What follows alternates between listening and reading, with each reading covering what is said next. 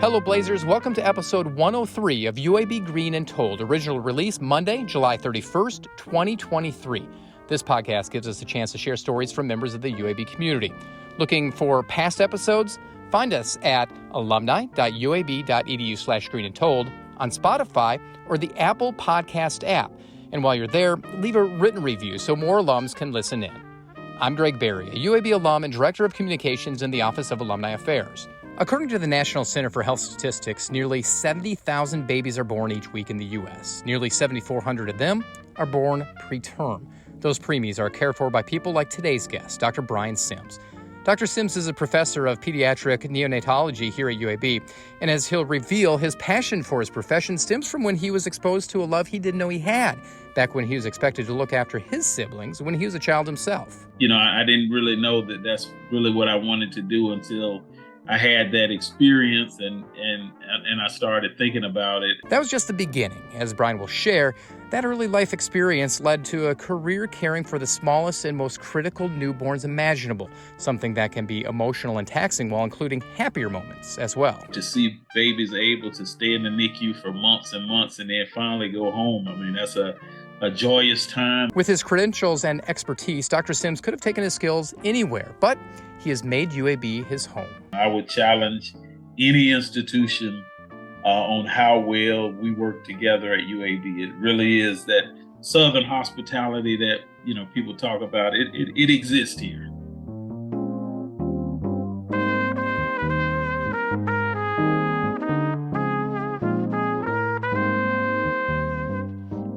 The number of babies born early in the U.S. is at a 15-year high. You may be surprised to learn that more than 1 in 10 are born premature or before 37 weeks of pregnancy.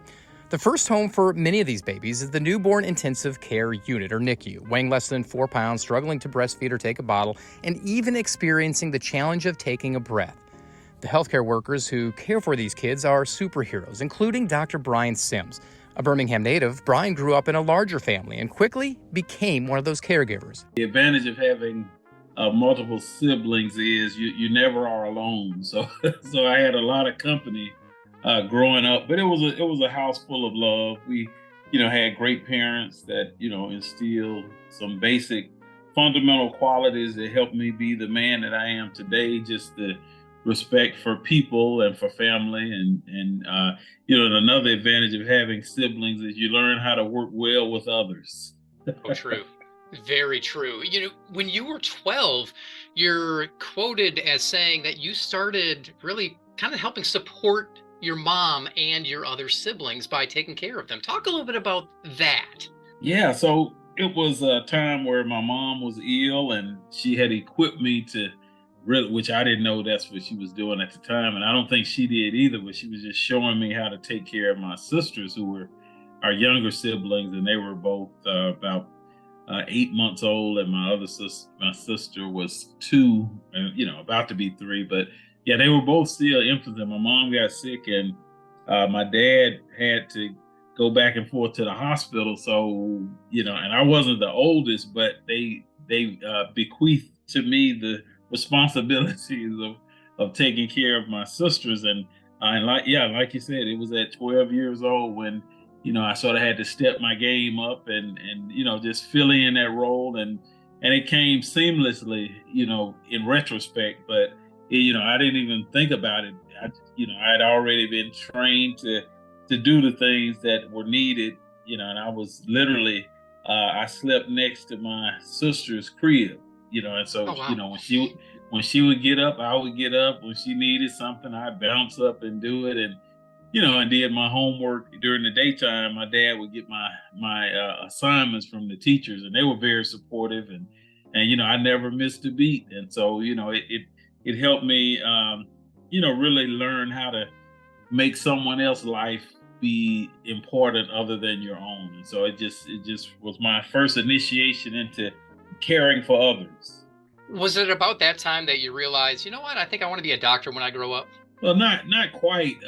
It was still, I was still intrigued by the sciences and, engineering. I sort of gave a lot of things a fair look. My older brother was thinking about engineering, so I thought about it, and actually UAB gave me a great summer experience in engineering, and they showed me that I didn't want to do that. So it was around that time, maybe mid high school, that I really just put being a doctor on the forefront at that time, after I realized that I really did like being around people and working with people. And not saying you can't do that in engineering, but I thought my skill set was better suited for communicating, talking to people, and that's when thinking about medicine just surfaced. But I also not just medicine, but pediatrics in particular.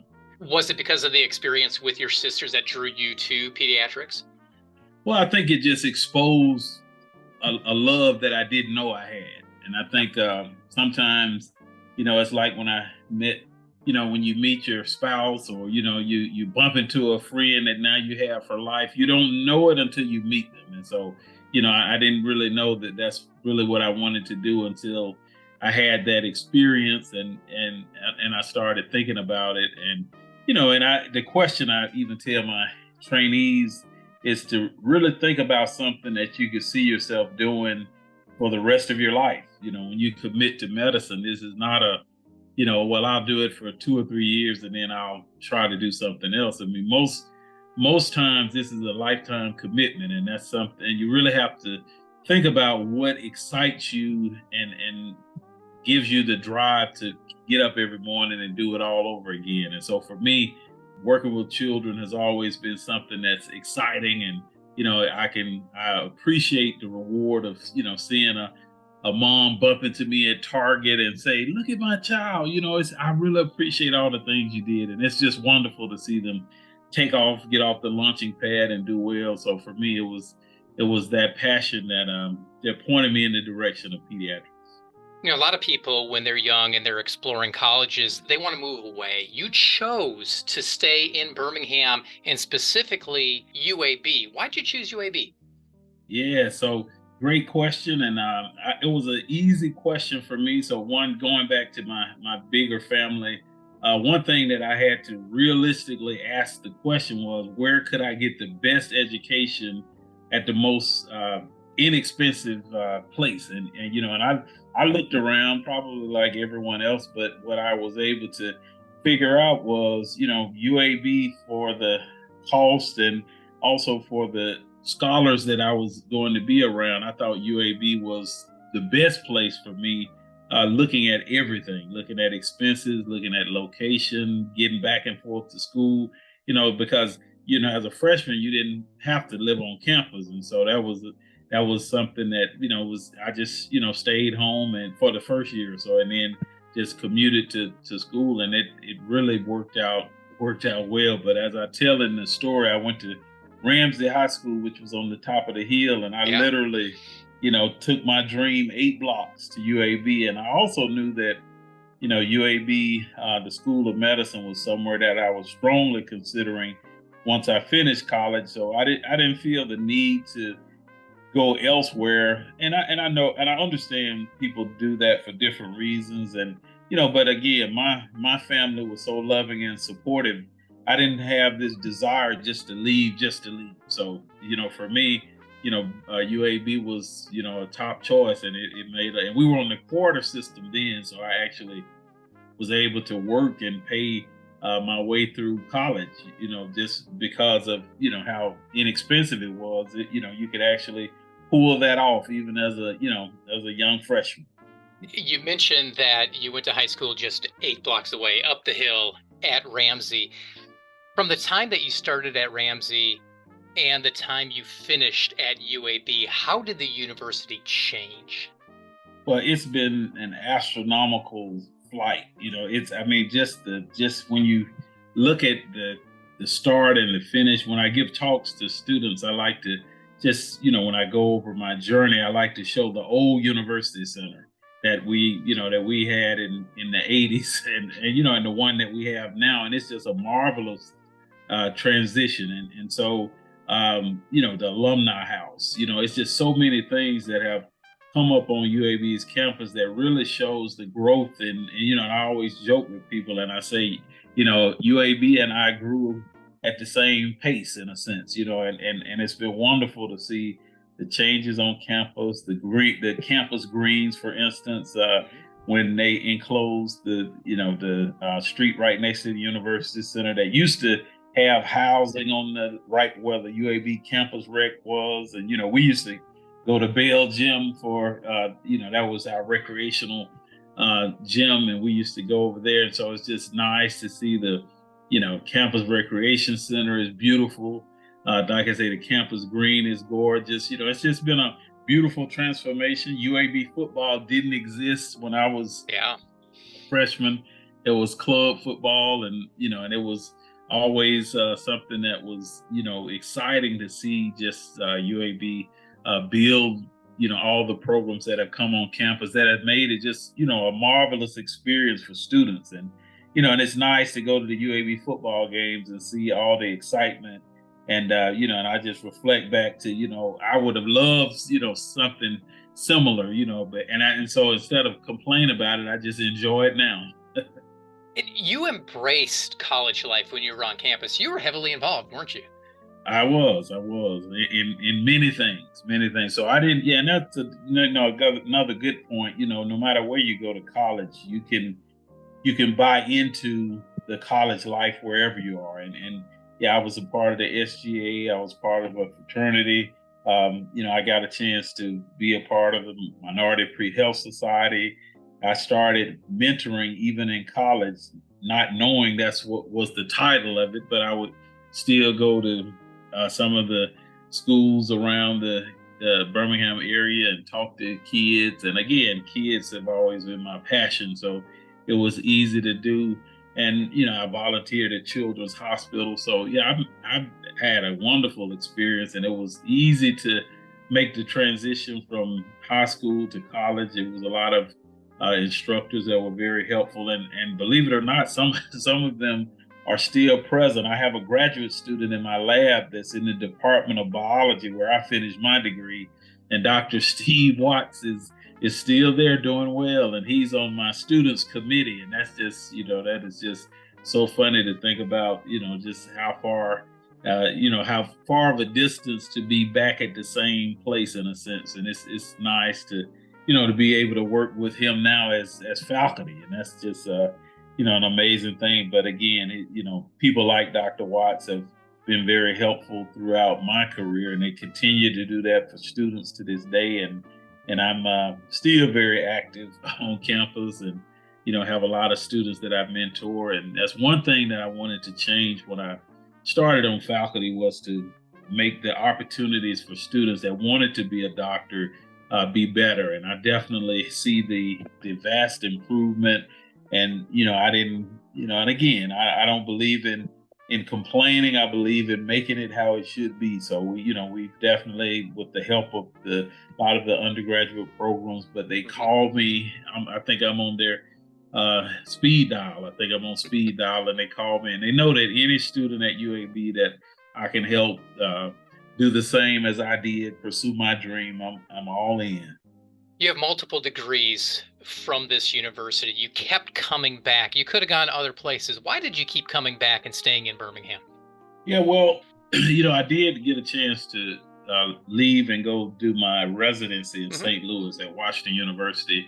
And then when it was time to finish that, and the choice of going different places, UAB was again on the top of the list. And this time I didn't make the decision because of my initial decisions for coming to UAB, but similar. I felt the collegiality at UAB.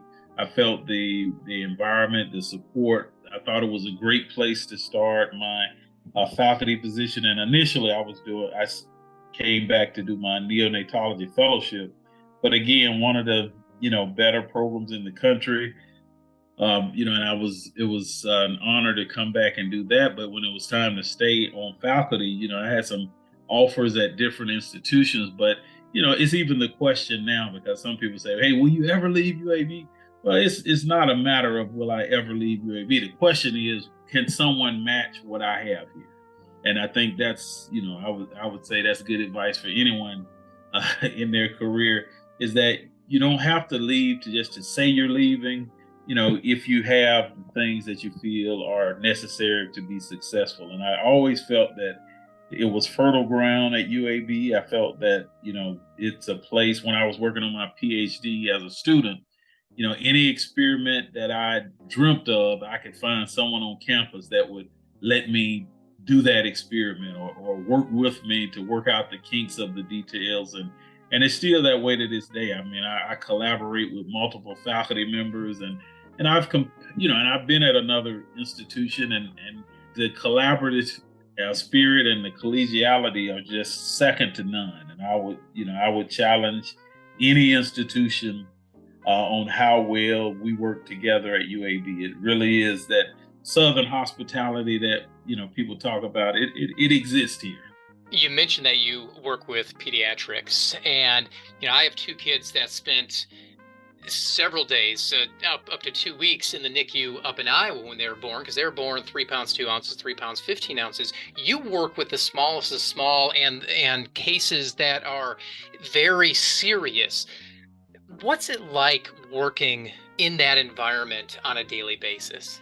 Well, it's a challenge. It's a good challenge because the challenge is how can we support the most vulnerable patients? How can we make their day better? How can we support the parents going through one of the toughest times of their lives? What can we do to make that day better?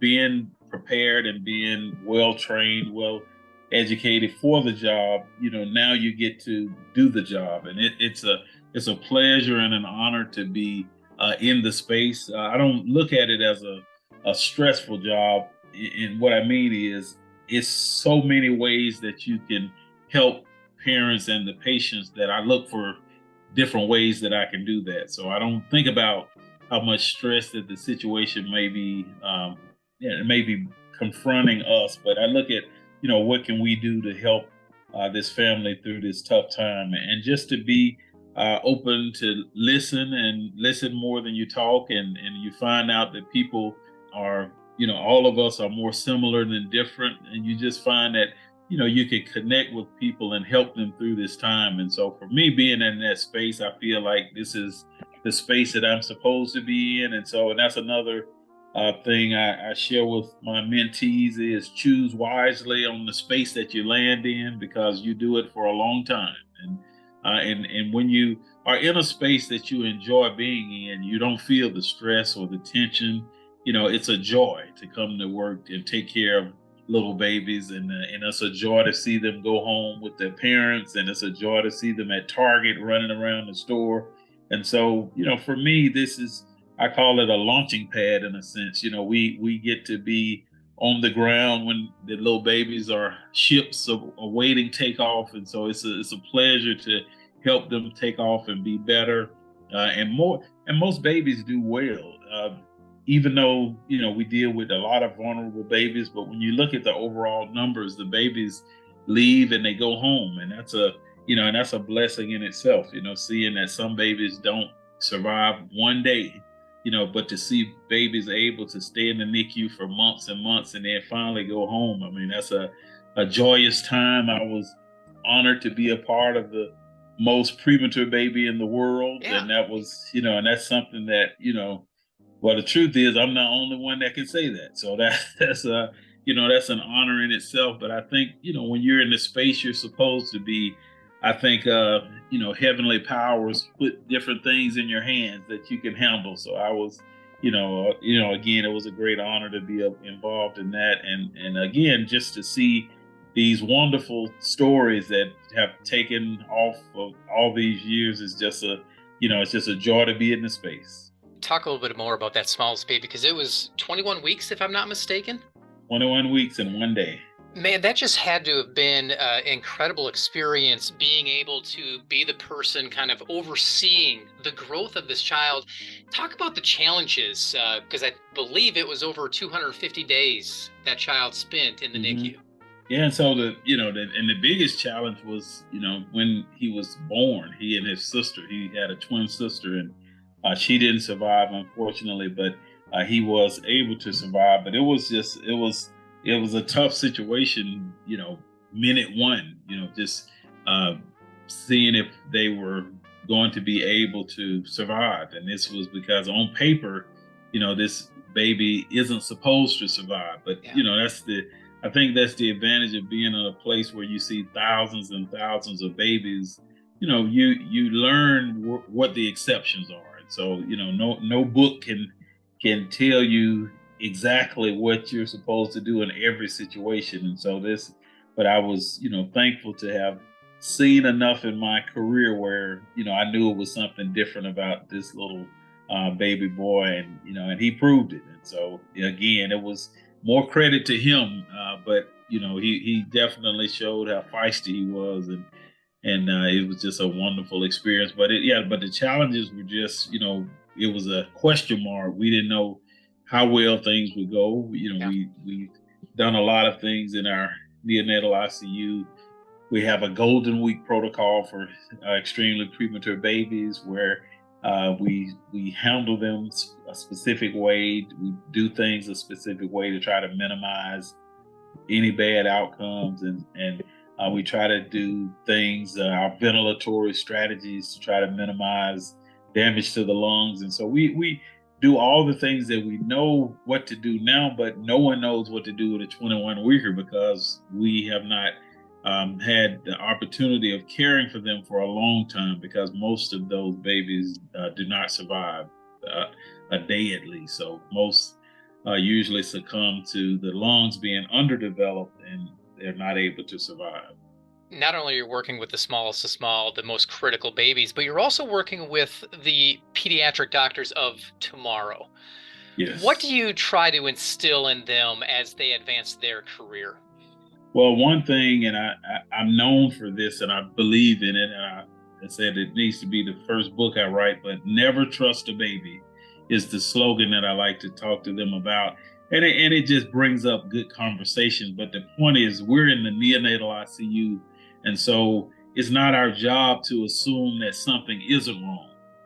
Our job is to prove that it isn't, or to make, or to protect the child if it is something wrong. And so we've learned, and I definitely try to share with them, is to have a low threshold for looking into what a baby is doing. And I say this all the time about not trusting them, but the truth is babies can't tell us what's wrong. So you have to use the cues and signs that babies give you and the symptoms to try to catch things before they become a real bad problem for the baby. And so I share that with them. And I also share with them to choose something that you see yourself doing. Just say on Christmas Day, you're away from your family, you have to work in the hospital. Would you be okay with serving your patients on that day because you're so passionate about what you do, and you adjust your Christmas? Would you be okay sacrificing that time to care for other people? And I think the only way you can really answer that is to be in a place that you really want to be. In this life, you give, which I think is the blessing, is that you give.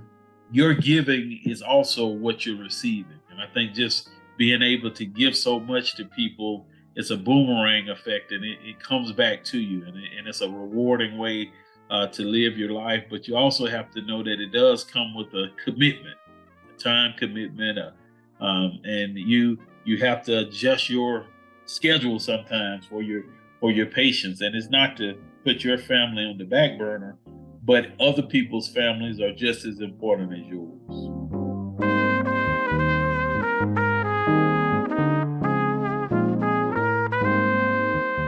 That's Dr. Brian Sims. Dr. Sims graduated with a bachelor's degree in biology from the College of Arts and Sciences in 1991, earned his Ph.D. in cell biology from the graduate school, was awarded his M.D. in 2000, and completed his fellowship in 2006 from the Heersink School of Medicine. As someone who has made UAB a home, Dr. Sims definitely has a great idea of what it means to be a blazer. I would attach, trailblazer is what I've always wanted to take away from that, that slogan of being a blazer. When we say go Blazers, I just think it means that we should set the tone and set the tempo, and be on the forefront of technology, medicine, and we should set the pace. I think We have definitely, even when as you mentioned, just looking at the campus from when I started to now, we blazed a trail in Birmingham, and it's just an honor to be, a part of that tradition. And I'm happy to be a part of that tradition and that growth, and still working to be a trailblazer. Be sure to check out past episodes of the UAB Green and Told podcast. Listen in at alumni.uab.edu/Green and Told. Have a story to share or know someone who does? Email greenandtold@uab.edu. Finally, be sure to follow us on social media. Just search UAB Alumni on Facebook, Instagram, and Twitter. Thanks for listening, and until next time, go Blazers.